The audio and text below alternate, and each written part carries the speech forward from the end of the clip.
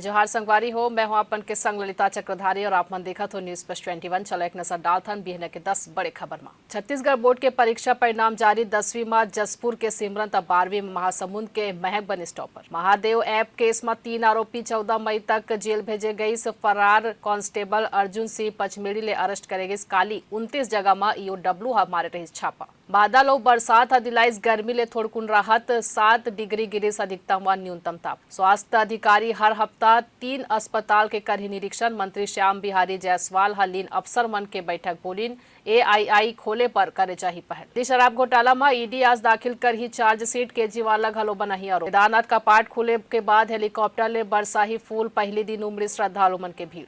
प्रधानमंत्री मोदी आज तेलंगाना और उड़ीसा में चुनावी रैली करही। भुवनेश्वर में करही रोड शो। मध्य प्रदेश के बैतूल में आज 4 पोलिंग स्टेशन में होही फेरले मतदान। अरविंद केजरीवाल के अंतरिम जमानत पर आज सुप्रीम कोर्ट में होही फैसला। ईडी दाखिल करही चार्जशीट। रॉयल चैलेंजर्स बेंगलुरु ले हार के बाद पंजाब किंग्स आईपीएल 2024 के प्लेऑफ के रेस ले बाहर हुई। ऐसे जम्मू खबर ले लगातार अपडेट रहे पर देखा तो न्यूज प्लस 21 आप मन के हक के बाद।